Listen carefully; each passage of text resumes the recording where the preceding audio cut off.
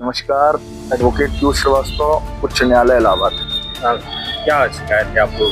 क्या मामला था?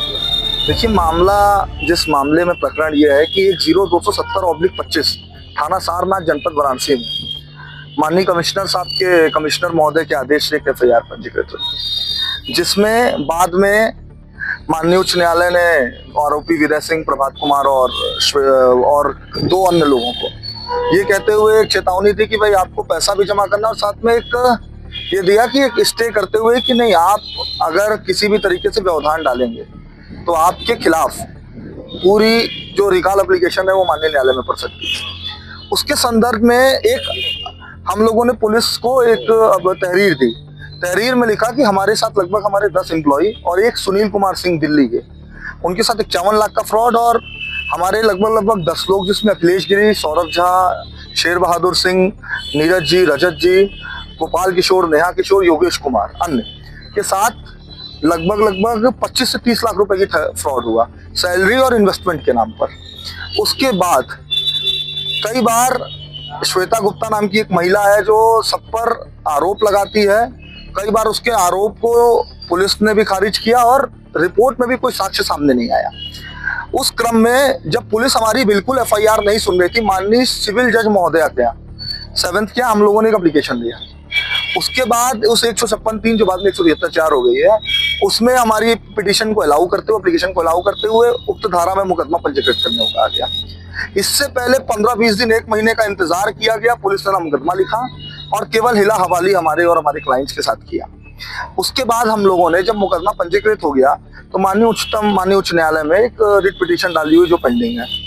अब पता नहीं क्या घबराहट हुई और क्या हुए, तो एक सिद्धार्थ सिंह नाम का व्यक्ति है जो विनय कुमार सिंह के इशारे पर, उसने कबूला भी है कि मैं विनय सिंह को जानता हूँ, और अब विनय सिंह के इशारे पर उसने हमें उच्च न्यायालय के अधिवक्ताओं को धमकी देने का प्रयास किया। और सिर्फ धमकी ही नहीं देने का प्रयास किया, हमें मारने का प्रयास किया।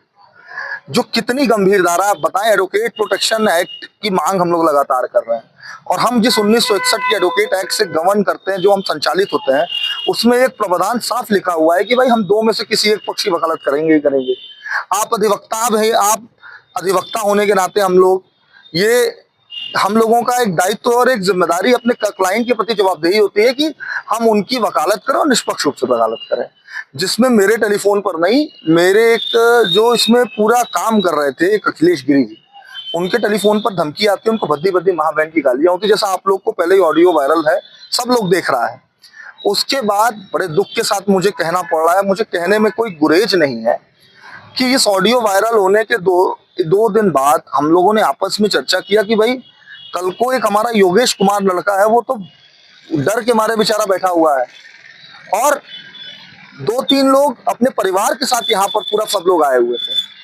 आने के बाद हमें मारने की और मुकदमा वापस लेने की धमकी। सबसे देखिए ये चीज है कि अगर अब तुम नहीं करोगे तो तुम्हारे परिवार को अच्छा नहीं होगा, तुम्हें जान से मार दिया जाएगा, तुम्हारी हत्या करा दी जाएगी और तुम्हें देख लिया जाएगा। तो हम लोग के तो भाई बॉस माननीय चीफ जस्टिस महोदय होते हैं, हमारे उच्च न्यायालय के कुछ अधिवक्ता जो उनके यहाँ मेंशन भी, और उसके बाद मेंशन करके उसके बाद फिर यहाँ के लोकल अधिवक्ताओं को मैं धन्यवाद देना चाहूंगा कि लोकल अधिवक्ताओं के द्वारा लगातार हम लोगों को एक जो प्रयास मिला और जो एक तरीके से हम लोग को सहानुभूति और जो ताकत मिली, सारे लोग हम लोग कमिश्नर साहब के यहाँ गए। कमिश्नर क्या, हम लोगों ने एप्लीकेशन दिया, उच्च न्यायालय से भी लोग आए, सभी लोगों ने इस बात को किया। और मैं धन्यवाद दूंगा अपने बार काउंसिल ऑफ इंडिया के सदस्य और मेंबर का कि बढ़ चढ़ करके बार के लोगों ने इसमें सहयोग किया, और सब लोगों ने एक सुर में मेरे पक्ष में ये कहा कि भाई ऑडियो वायरल है, पुलिस को एफआईआर करनी चाहिए। पुलिस को इतना दबाव बार के बनाने के बाद फिर पुलिस ने एक एफआईआर दर्ज की। अब आपको मैं ट्विस्ट बताता हूं कि मामला खराब क्या है, कि जिस धारा में एफआईआर पंजीकृत होनी चाहिए थी, जैसे माननीय न्यायालय का था कि उक्त धाराओं में पंजीकृत एफआईआर करें, 10270 में आप 409, 419, 420 लगाते हो, 409 भी लगाते हो। हमारी एफआईआर में आप ऐसा कुछ नहीं करते हो। क्यों संरक्षण दे रही है पुलिस, मुझे समझ में नहीं आ रहा, जबकि मामला दोनों का एक ही व्यक्ति द्वारा, एक ही आरोपी द्वारा ये काम किया जा रहा है।